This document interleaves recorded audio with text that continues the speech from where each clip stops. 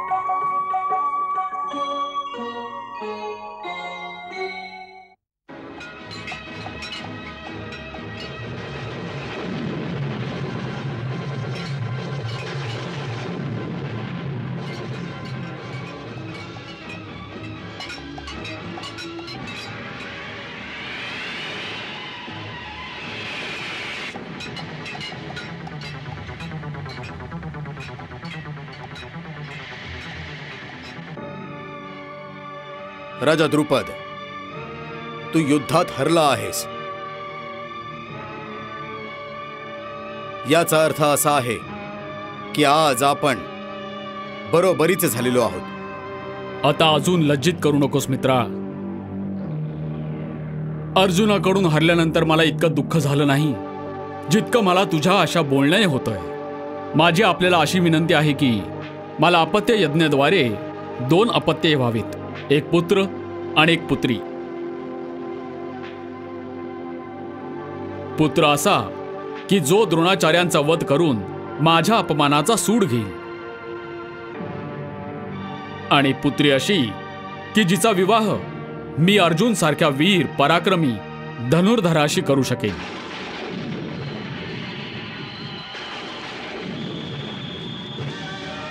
हे द्रुपद, हा राजकुमार तुझ्या कुळाचे यश वाढवणारा असेल। तुझ्या इच्छेनुसार या महाबली कुमाराचा जन्म द्रोणाचार्यांचा वध करण्यासाठी झाला आहे। आता बघ, तुझी कन्या ही अग्नीतून उत्पन्न होत आहे।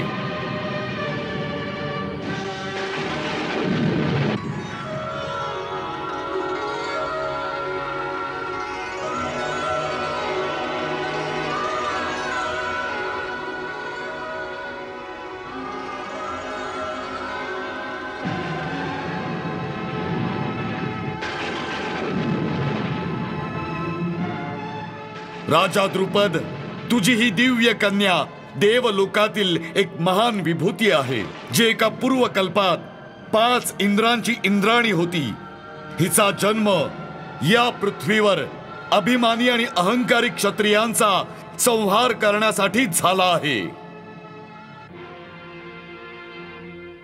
आर्यावर्ताच्या 16 जनपदांहून आलेल्या सर्व राजे आणि सम्राटांनी लक्षपूर्वक ऐकावे। आमचे पूज्य पिताश्री पांचाल नरेश महाराज द्रुपदांनी माझी बहीण द्रौपदीसाठी स्वयंवर सभेचे आयोजन केले आहे। त्यामुळे राजकुमारी त्याच योद्ध्याला आपला वर म्हणून स्वीकारेल जो या लक्ष्य भेदाच्या परीक्षेत उत्तीर्ण होईल। त्याकरिता लक्ष्याच्या खाली 5 बाण ठेवण्यात आले आहेत। जो वीर नरेश या 5 बाणांनी लक्ष्याच्या वर फिरणाऱ्या चक्राच्या मध्यभागी वर लटकणाऱ्या माशाच्या डोळ्यात बाण मारेल, आमची बहीण त्याच्याच गळ्यात वरमाला घालेल। लक्ष्याचे संधान खाली ठेवलेल्या कढईतील तेलात सावली पाहून केले जाईल।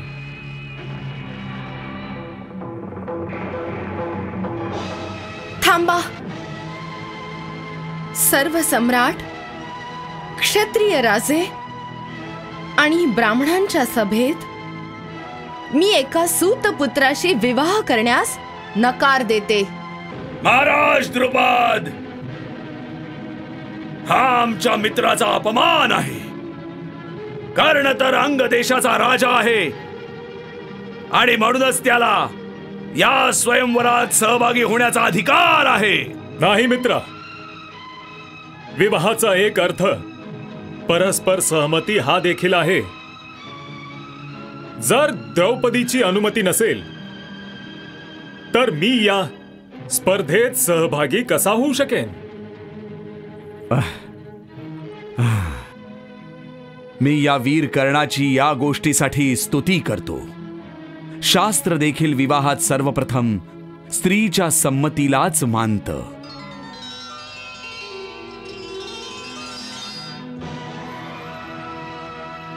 अजूनही आमच्या क्षत्रिय वंशाचं रक्त प्रवाही आहे। तुम्ही का चिंता करता युवराज दुर्योधन? शास्त्राची स्वतःच्या सोयीने व्याख्या करणाऱ्यांकडे लक्ष देऊ नका तुम्ही। हे लक्ष तर मीच भेदेन।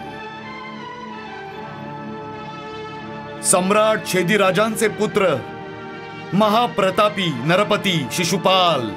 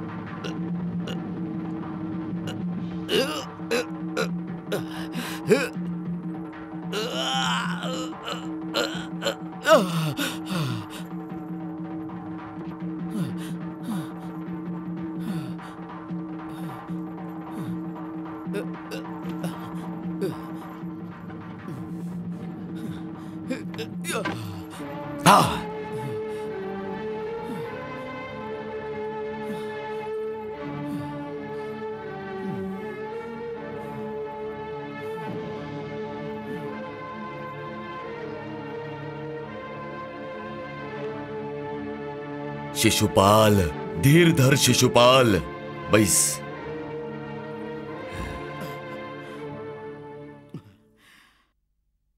कन्हैया, बघतोयस ना हुशारक्या मारण्याचा परिणाम? द्रुपदांनी हा पण तर दुसऱ्याच कोणासाठी ठेवलाय बलराम दादा? कोणासाठी? कळेलच आता।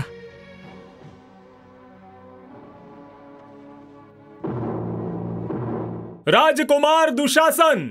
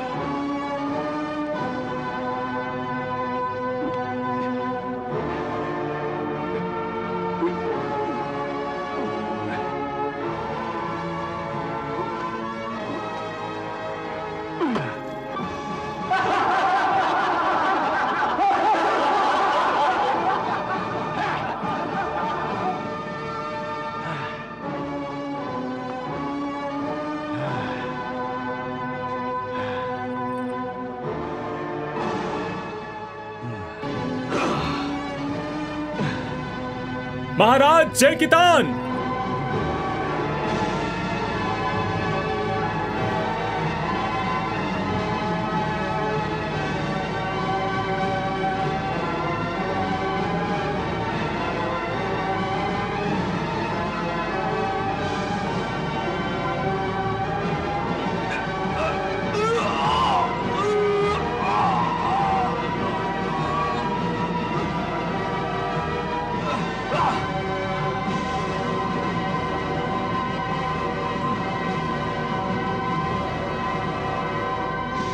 राजकुमार विकर्ण,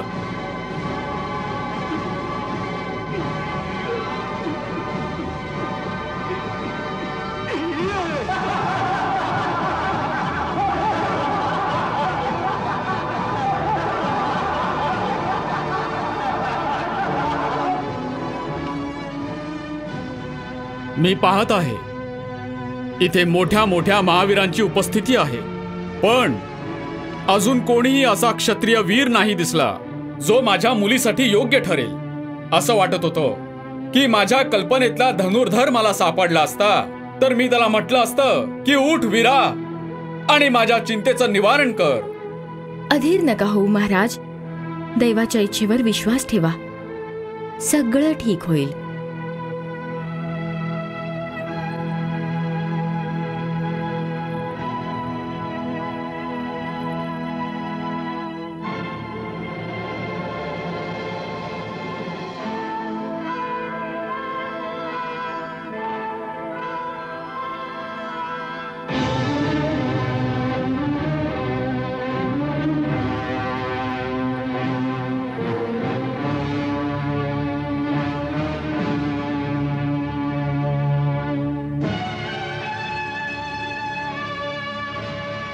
अरे बघा तर, या ब्राह्मण कुमाराचं धाडस तर बघा. काहीही असो, ब्राह्मण पुत्र दिसतोय खूप तेजस्वी. मला तर वाटतंय की हा याच्या आत्मविश्वासानेच सफल होईल. याचं शरीर तर सिंहासारखं डौलदार आहे. ब्राह्मण असला म्हणून काय झालं? एक ब्राह्मण क्षत्रिय कन्याचा वर बनूच शकतो. शास्त्र याची परवानगी देतं.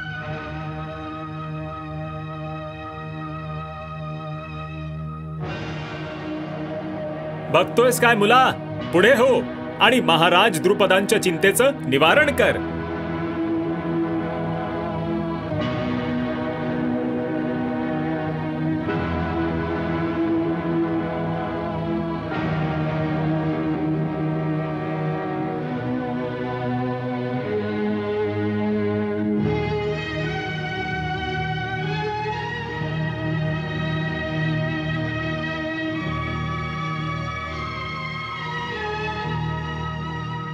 बघ तर, तो ब्राह्मण कुमार किती तेजस्वी आहे. कशी मस्त सिंहासारखी चाल आहे. मला तर वाटतं की ह्याच्या आत्मविश्वासानेच हा सफल होईल.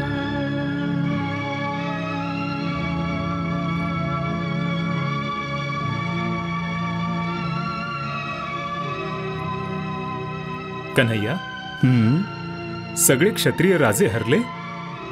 आता हा ब्राह्मण धनुष्य उचलेल. हाच अर्जुन आहे बलराम दादा. अर्जुन? हो.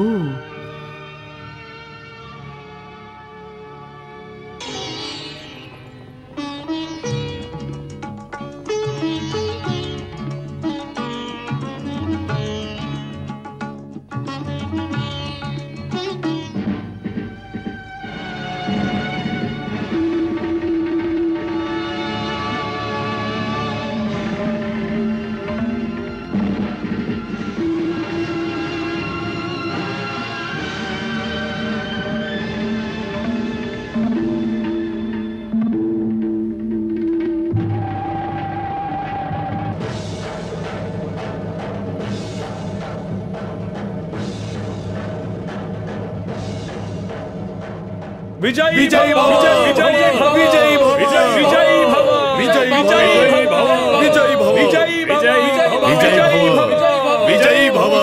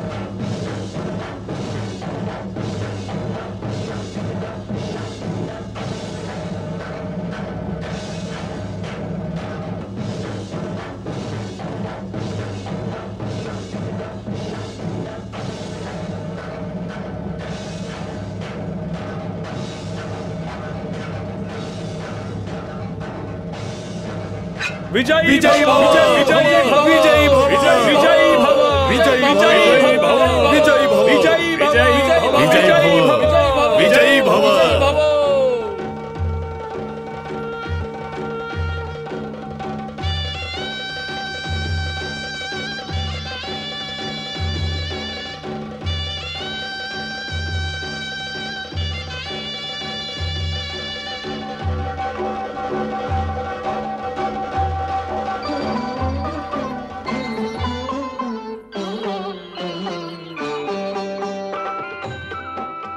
अशा तऱ्हेने ब्राह्मण वेशात असलेल्या अर्जुनांनी त्या समस्त क्षत्रियांच्या सभेत माशाच्या डोळ्याचा भेद करून स्वयंवराचा पण पूर्ण केला. ते पाहताच सर्व सभेने त्याचा जय जयकार केला. द्रौपदी ही इतका देखणा, वीर आणि उच्च कोटीचा धनुर्धर वर म्हणून प्राप्त झाल्याने अतिशय आनंदित झाली. हर्षभरीत हृदयाने आणि लज्जेने लालिमा आलेल्या चेहऱ्याने हातात वरमाला घेऊन ती अर्जुनाच्या दिशेने पुढे झाली. अर्जुनाच्या गळ्यात वरमाला घालताच हा ऐतिहासिक आणि दिव्य विवाह संपन्न झाला.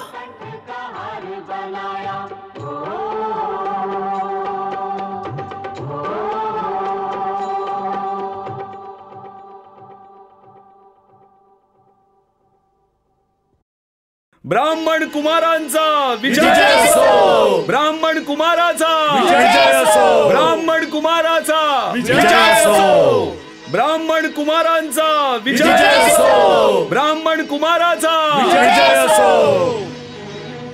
हा आमचा अपमान आहे. हो, अपमान आहे आमचा. या ब्राह्मणाने आमचा अपमान केला आहे. हो. धिक्कार असो, धिक्कार असो. मारा, धिक्कार आहे. मारा, बरोबर आहे. मारायला सोडू नका. हो. तुम्ही सगळे शांत व्हा, शांत व्हा सगळ्यांनी. नकुल, सहदेव, हो, आता आपण इथे थांबता कामा नाही. चला भीम, तू अर्जुनाच्या रक्षेसाठी इथेच थांब. हो दादा. चला.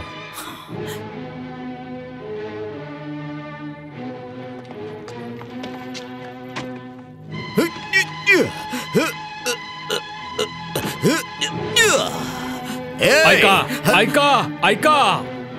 जर ही कन्या कुठल्या क्षत्रिय पुरुषाला निवडू शकत नसेल तर हिला जाळून टाका. हो, जाळून टाका. तुम्ही सगळे शांत व्हा, शांत व्हा. एका ब्राह्मण कुमाराला मारणं अनुचित आहे. काय योग्य आहे आणि काय अयोग्य आहे हे आम्हाला चांगलंच माहिती आहे. आधी याला मारा. चला, सोडू नका. मारलंच पाहिजे. यांनी अपराध केला. मारा, मारा, सोडू नका. जाळून टाका. यांनी संपूर्ण अपराध केला. मारा यांना. अजिबात सोडू नका. यांनी अपमान केला आहे आपला. हो, थांबा. अजिबात सोडू मारा नका. यांना. यांनी मारा. अपमान केला आहे आपला. आता खूप झालं. आता सगळे राजा आणि सम्राट ऐका. या तेजस्वी कुमारांनी धर्मानुसार आपल्या वीरतेचं प्रदर्शन करून तुम्हा सगळ्यांसमोर सभेत द्रौपदीला आपल्या बाहुबलाने जिंकलेला आहे. आता यावर हल्ला करणं अयोग्य आहे. हो, असं नाहीये की तुम्हाला संधी दिली नाही. जेव्हा कुठलाही क्षत्रिय राजा सफल झाला नाही त्यानंतर या ब्राह्मण कुमारांनी पण जिंकला आहे. आता तुम्हाला कुठल्या गोष्टीचा रोष आहे? तसंही धर्म स्वयंवरामध्ये युद्धाची परवानगी देत नाही. धर्म तुम्ही दोघे धर्माच्या व्याख्या करतायत काय? हा, अरे जा. मी तुम्हाला आणि तुमच्या धर्माच्या भाषेला चांगलाच ओळखून आहे. यदुवंशीयांनो, तुम्ही मध्ये नका पडू, नाहीतर लक्षात ठेवा. नाहीतर काय? नाहीतर काय कराल तुम्ही या युवकाचं? आत्ता जर कोणीही एक पाऊलही पुढे टाकलं तर त्याला आधी आमच्याशी युद्ध करावं लागेल. समजलं?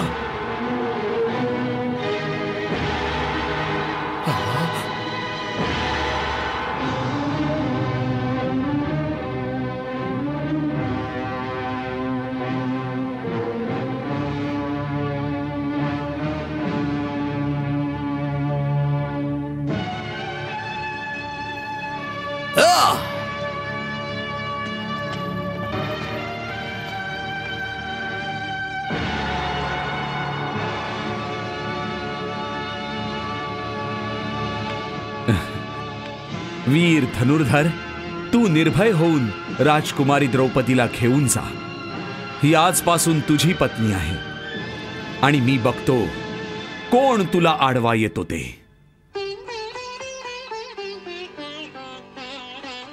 आज तुम्ही आमच्या प्राणांची रक्षा केली आहे म्हणून मी तुम्हाला वंदन करते आणि आयुष्यभर तुमचे आभारी असेन केशव, आयुष्यभर.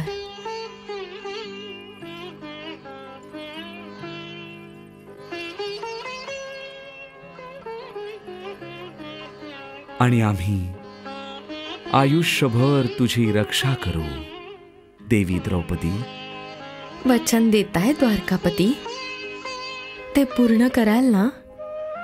अवश्य पूर्ण करीन. पांचाली,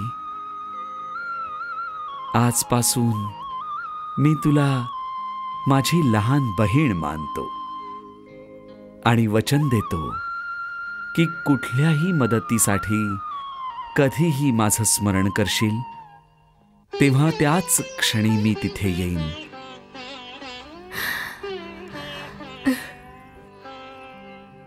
सौभाग्यवती भव.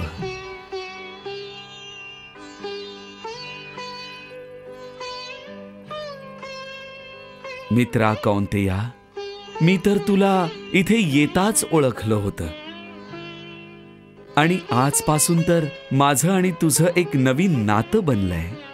आधी तू माझा भाऊ होतास, पण आजपासून माझा भाऊजी सुद्धा झाला आहेस. ही तर तुमची उदारता आहे.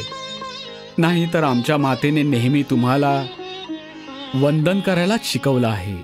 नाही अर्जुन, तुला माहित नाहीये, तुझं आणि माझं जन्मजन्मांतरीचं नातं आहे. तू माझा पुरातन सखा आहेस.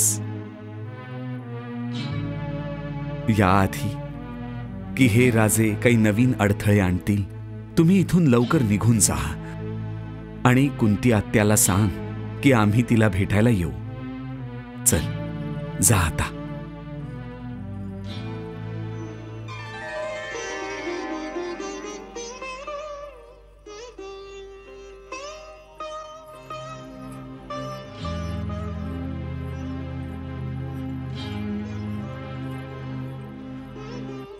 पुत्र, तू यांच्या मागे जा.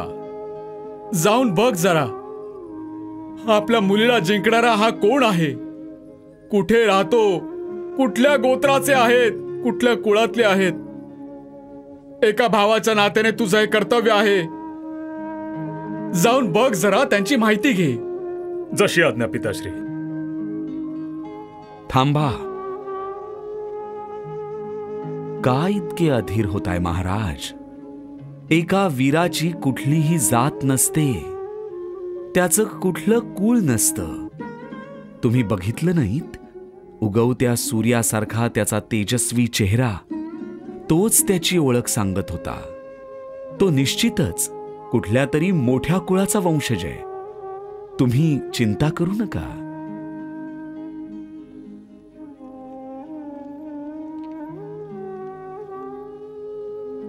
तुमचं म्हणणं योग्यच असेल. निश्चितच खरी असेल तुमची भविष्यवाणी. माझा विश्वास आहे तुमच्यावर. आणि तुम्ही तर सर्वात्मा आहात, यदुवंश शिरोमणी. सम्राट असे अधीर होत नसतात पांचाल नरेश. पण एक पिता तर होतोच. या क्षणी मी केवळ एक पिता आहे, या व्यतिरिक्त कोणीच नाही. म्हणून मन अधीर आहे. म्हणूनच जाणून घेऊ इच्छितो की हा ब्राह्मण कुमार कोण आहे, जो माझ्या राजकुमारीला जिंकून घेऊन गेलाय. त्याच्या घरी माझी मुलगी कुठल्या दशेत राहील? म्हणजे तुम्हाला सत्य जाणून घ्यायचंय की तो तेजस्वी वीर कोण आहे? हो दीनानाथ. तर मग ऐका. ज्यांनी तुमच्या द्रौपदीला या सभेतून आपल्या वीरतेने जिंकून नेलं, तो माझ्या आत्याचा मुलगा पंडुपुत्र अर्जुन आहे.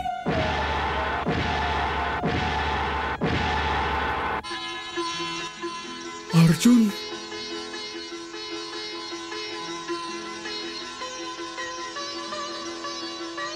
तोच अर्जुन आहे. हो, तो अर्जुनच होता. तुम्ही तुम्ही तुम्ही तुम्ही सर्वात्मा आहात दीनानाथ. तुम्ही सर्वात्मा आहात. तुम्ही सर्वात्मा आहात. अरे काही कळलं का तुला? काय काय झालं? काल स्वयंवरात ज्यांनी लक्ष्यभेद केला होता तो कोण होता? कोण होता? अरे तोच तर अर्जुन होता, धनुर्धारी अर्जुन. त्यांनी आधीही एकदा पांचाल राज्याला युद्धात हरवलं होतं. म्हणजे काय पांडव जिवंत आहेत? हो, याच नगरातल्या ब्राह्मण कुंभसरकडे राहत आहेत. खरंच? हो हो खरंच, गंगेची शपथ खरं. हो, पांडव जिवंत आहेत. पांडव जिवंत आहेत?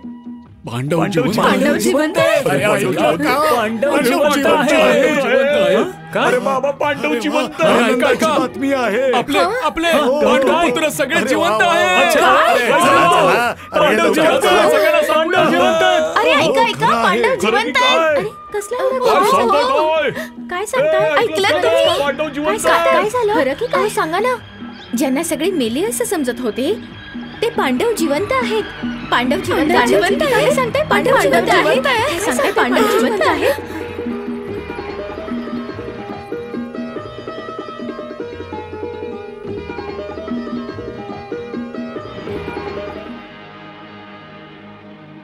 काय? पांडव जिवंत आहेत?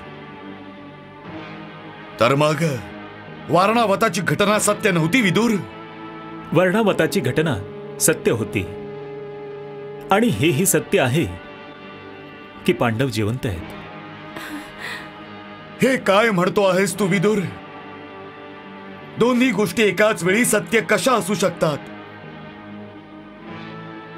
तिथे जे सांगाडे मिळाले होते ते त्यांचे नव्हते काय?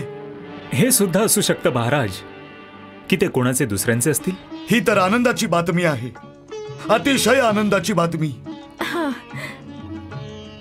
विदुर, कुंती ताई कशा आहेत? कुठे आहेत त्या? महाराणी कुंती सकुशल आहेत. त्या त्यांच्या पुत्रांबरोबरच आहेत.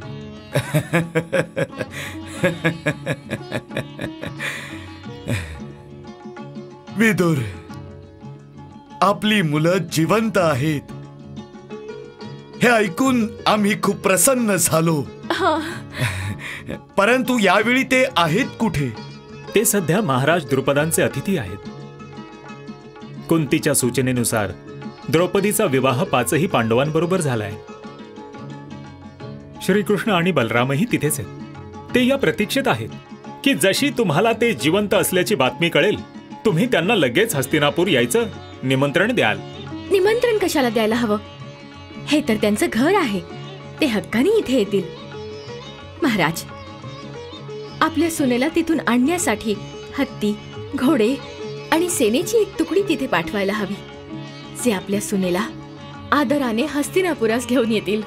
अवश्य अवश्य विदुर, जसं महाराणी म्हणाल्या तुम्ही तशी व्यवस्था करा. जशी आज्ञा महाराज. मामाश्री, ऐकलत का तुम्ही? पांडव जिवंत आहेत. असं कसं होऊ शकतं भाच्या? असं कसं होऊ शकतं? कसं होऊ शकतं? अहो पण झालंय. त्या दिवशी पांचाल कुमारीला जिंकणारा ब्राह्मण वेशातला अर्जुनच होता, दुसरा कुणी नाही. पण भाच्या, त्याला ओळखलं तर आलं नाही. तेच तर आश्चर्य आहे. तुम्ही जी कुठली खेळी खेळता त्याचं फळ नेहमी उलटच मिळतं. ओळखण्यात पण चूक करता तुम्ही मामाश्री.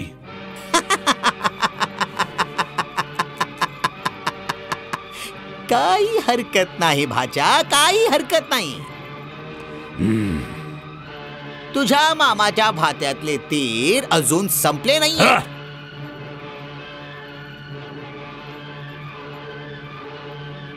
यावेळी योग्य ओळख करूनच तीर चालवीन मी. नेम धरून चालवी. नेम धरून तुमच्यावरून आता माझा विश्वास उडालाय मामाश्री. कारण तुम्ही एक हरलेले योद्धे आहात, बाकी कोणीच नाही. तू हीच तर चूक करतोयस ना भाच्या, हीच तर चूक करतोयस. माझी खेळी तर बरोबरच होती, पण विदुरांनी यात नक्कीच काहीतरी केलं असणार. पांडवांना वाचवण्यामागे त्याचाच हात असणार भाच्या, त्यांचाच हात. मामाश्री, स्वतःची चूक दुसऱ्याच्या डोक्यावर मारून युद्ध जिंकता येत नाही. आता मलाच काहीतरी करावं लागेल. तू उगाच उत्तेजित होतोयस भाच्या, उगाच होतोयस. तिकडे पांडवांना हस्तिनापुरात बोलावलं जात आहे आणि तुम्ही म्हणताय की मी उगीच उत्तेजित होतोय. भाच्या, पांडवांना बोलवायला कोणी दूतच जाणार आहे ना रे? नाहीतर काय, महाराज स्वतः जातील का?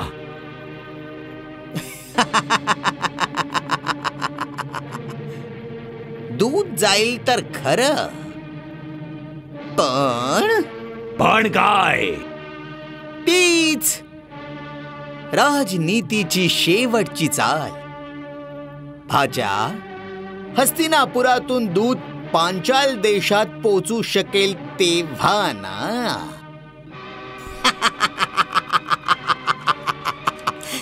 बिचारा दूत. भांजा, बिचारा दूत.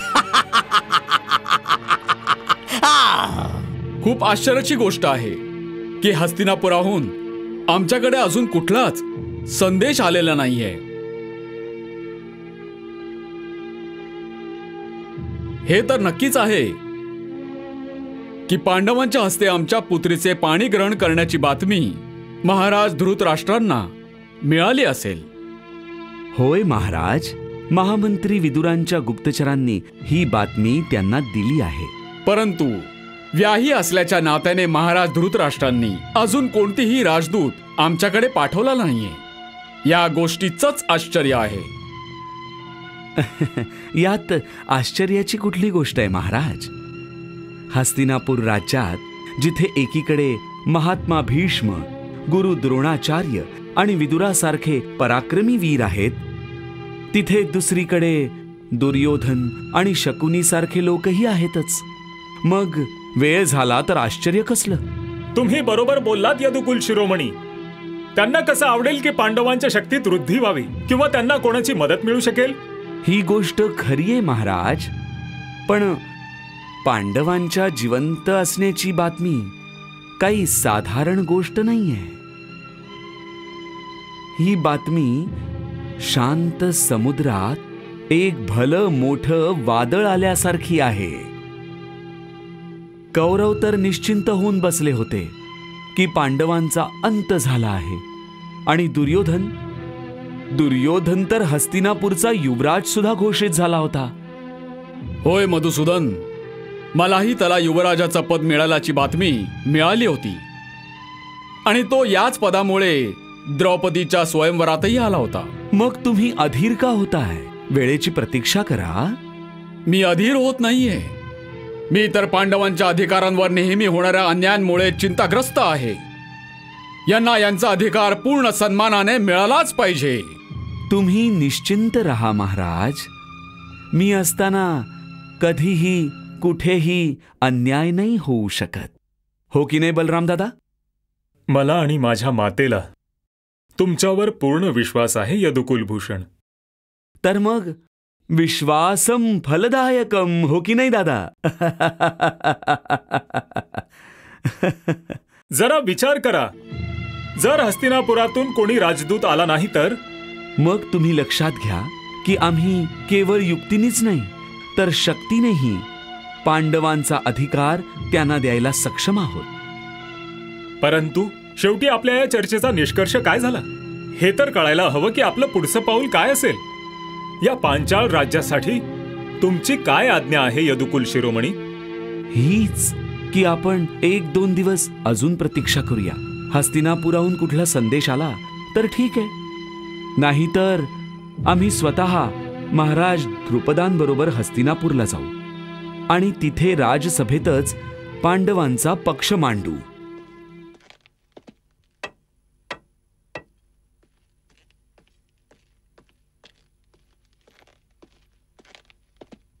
काय बातमी आहे प्रहरी? महाराजांचा विजय असो. हस्तिनापूर राजाचा एक दूत या क्षणी महाराजांना भेटण्याची अनुमती मागत आहे. अनुमती द्या.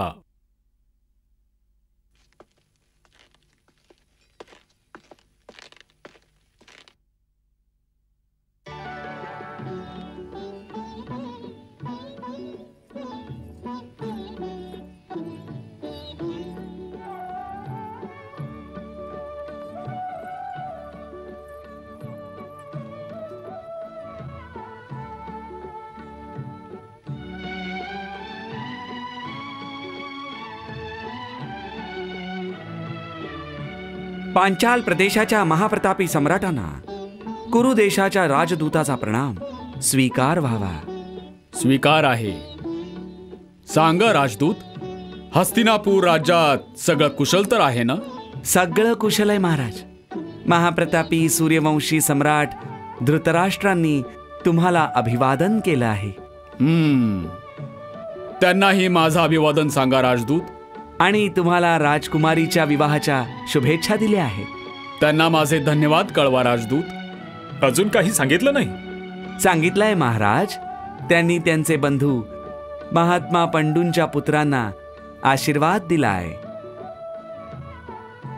त्यांनी हेही कळवलं आहे की ते त्यांच्या पुत्रवधूच्या स्वागतासाठी अतिशय उत्सुक आहेत. म्हणून त्यांनी महाराज द्रुपदांना प्रार्थना केली आहे की त्यांनी आपल्या पुत्रीला निरोप देऊन तिला आपल्या सासरी जायची परवानगी द्यावी.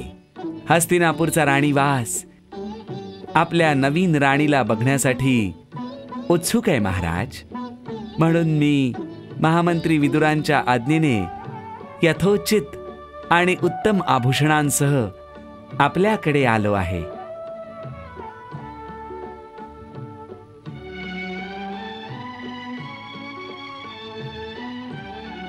राजदूत, आम्हाला महाराज धृतराष्ट्रांचा प्रस्ताव स्वीकार आहे. प्रथम तुम्ही यात्रेचा शीण आमच्या अतिथीगृहात विश्राम करून घालवा. जशी आज्ञा महाराज.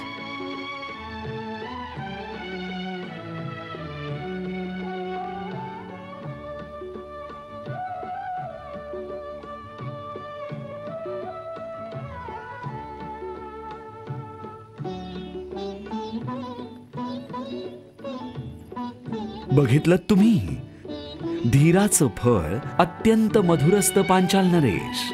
तुम्ही योग्यच म्हणत होतात मधुसूदन. तुम्ही तर अंतर्यामी आहात. सगळं काही माहीत असून तुम्ही अजिबात दाखवत नाहीत. अजून काय आज्ञा आहे महाराज? आज्ञा नाही, बस एक विनंती आहे. आणि ती काय? हेच की तुम्ही माझ्या मुलीबरोबर बंधू भगिनींचं नातं जोडलंय. तुम्ही ही दृष्टद्युम्नाबरोबर हस्तिनापुराला जावं प्रभू. जशी आज्ञा महाराज. युवराज युधिष्ठिरांचा विजय असो! युवराज युधिष्ठिरांचा विजय असो! युवराज अर्जुनांचा विजय असो! युवराज अर्जुनांचा विजय असो! युवराज युधिष्ठिरांचा विजय असो! युवराज युधिष्ठिरांचा विजय असो! युवराज अर्जुनांचा विजय असो! अशा प्रकारे पाचही पांडव मोठ्या दिमाखात आणि जय जयकाराच्या घोषणांमध्ये हस्तिनापुरात परत आले. आणि या सर्वांबरोबर होते स्वतः श्रीकृष्ण. पांडवांबरोबरच त्यांची पत्नी आणि हस्तिनापूरच्या नवीन युवराज्ञी द्रौपदी हिचंही हस्तिनापुरात मोठ्या दिमाखात स्वागत करण्यात आलं. हस्तिनापुराची सर्व जनता आपल्या नवीन सुनेला पाहण्यासाठी उत्सुक होती. मार्गाच्या दोन्ही बाजूला उभे राहून ते नवीन सुनेचं स्वागत जयघोषाने करत होते. मला या गोष्टीचा खूप आनंद आहे की मला माझे पुत्र परत मिळाले निश्चितच महाराज. ही वेळ तर हस्तिनापूर आणि राजपरिवार दोघांसाठीही मारुभूमीत पाणी मिळाल्यासारख्या आनंदाची आहे. राजनैतिक दृष्टीनेही आपल्या राज्याचं महत्त्व वाढलंय. आपल्याला पांचाल सारख्या समृद्ध राज्याचे संबंधी असल्याचा गौरव प्राप्त झालाय. आनंदाच्या या क्षणी जर हरकत नसेल तर काही बोलू का महाराज? अवश्य अवश्य यदुकुल भूषण, अवश्य. महाराज, आता तर पांडवांचा संसारही सुरू झालाय. हळूहळू त्यांच्या कुळाची वृद्धीही होईल. म्हणून हस्तिनापूरच्या राज्यात त्यांनाही भागीदार बनवणं योग्य ठरेल. भागीदार? भागीदार का? ते तर आमचे पुत्र आहेत. आणि पिता पुत्रामध्ये भागीदारी कसली? भागीदारीचा अर्थ आहे त्यांची स्वतंत्र सत्ता, त्यांच्या व्यक्तित्वाला उजळून यायची संधी देणं. आणि परंपरा ही तशीच आहे महाराज. परंतु यात कसली शंका आहे? पांडव आपल्या कुळाचे राजपुत्र आहेत. त्यामुळे समस्त राज्यावर त्यांचा अधिकार आहे, जसा माझ्या अन्य 100 पुत्रांचा आहे. यदुनंचंही याचकडे लक्ष वळवतायत महाराज. विदुर, तू स्पष्टपणे का नाही सांगत? तुम्हाला माझ्याकडून काय हवं आहे? न्याय. त्याशिवाय अजून काय महाराज? या बोलण्याचा काय अर्थ आहे? मी आतापर्यंत न्याय केला नाही का? कौरव आणि पांडवांवरच्या प्रेमामध्ये मी कधी पक्षपात केला आहे का? तुम्ही तर नेहमीच पांडवांच्या हिताचं रक्षण केलं आहे महाराज. तर मग हस्तिनापूर राज्याला 2 वेगवेगळ्या भागात वाटण्यामध्ये काय अडचण आहे? नगराचीही वाटणी केली जाऊ शकते. तर पांचालचे युवराज आमच्या राज्याचं विभाजन करायला आले आहेत.